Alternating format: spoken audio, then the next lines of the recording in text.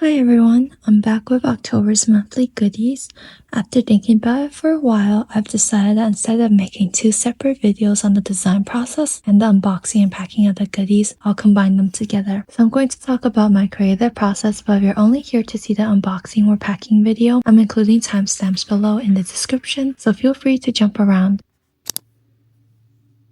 The theme for this month is Pastel Halloween, and it was suggested to me by one of my monthly club members who mentioned a pastel-themed Halloween with black details and lots of sweets and desserts. I thought that it'd be really fun and started out with my characters trick-or-treating on a very loopy trail with some mountains behind them. Coco is dressed as a witch, Cream is a ghost, and Eggy is a wizard with a star wand. At first, I wasn't happy with the idea and wanted to make the scene a little more interesting, so I put this illustration away for a couple of days. After a few days of brewing with my thoughts, a question popped up in my mind. What if my characters are in a world where all the desserts are gigantic? Since I have teal mountains, I thought, why not add a giant green jello? And it turned out to be the best idea ever because I had so much fun coloring in this illustration and got to use a lot of interesting color combinations like purple and various shades of teal. While the scene is supposed to be at night, I wanted to keep the colors light and low contrast, so I didn't add a lot of shadows. But I did come back to this illustration later on to add glow after I got some ideas while working on my second illustration. For my second illustration, I wanted to focus on the night sky and the moon. To make Coco seem like he was flying really high in the air, I curved this perspective line to create a semi-fisheye effect and made the trees small. This illustration was a little more simple compared to the first one in terms of detail,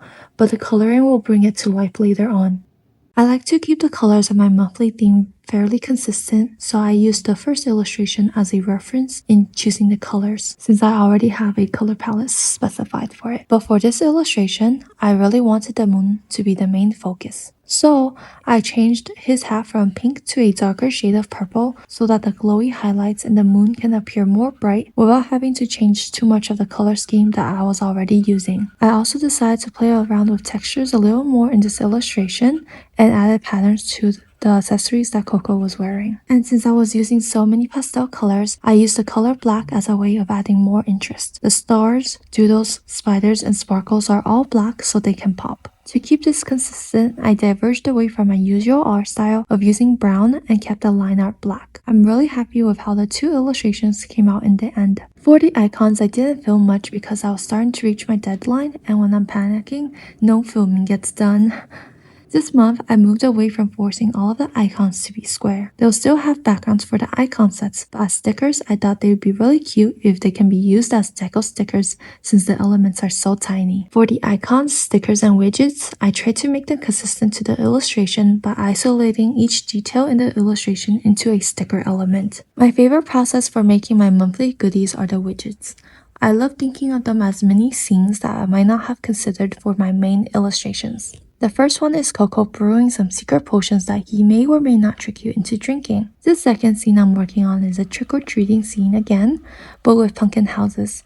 Since the stickers are pretty small, the details will also need to be simpler. Lastly, I wanted a scene focusing on the jello since I loved how it looked, but it felt too plain alone, so I added some pudding. To finish up, I added little ghosts making silly expressions throughout the widgets to tie them together. I finished the rest of the sticker sheets off camera since I was a little late based on my deadlines, but I'll be sending them off to my sticker manufacturer, which would take about a month to make and ship to me. While I'm waiting, I've decided to create one more thing. This month, I've opened more tiers for my monthly club since some of my followers only wanted stickers for their monthly goodies. To keep track of the different tiers, I decided to go on Canva and design a little receipt to include in each mail. The receipt has a placeholder graphic, so I can replace it with a new image in the future. As someone who loves memory keeping and journaling, I felt changing up the month's receipt icons will be a refreshing touch and act like a collectible. I'll be adding them to the mail once my order arrives.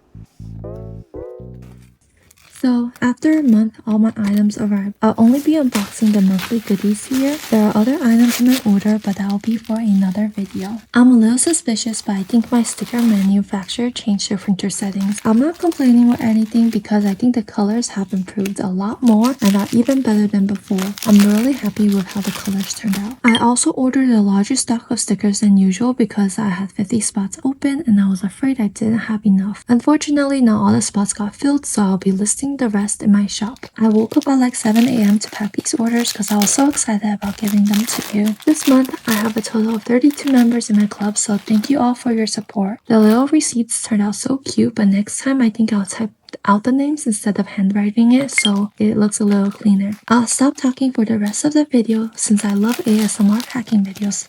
So enjoy, and I hope you enjoy listening to my creative process. Thank you so much for hanging out with me. See you in next time.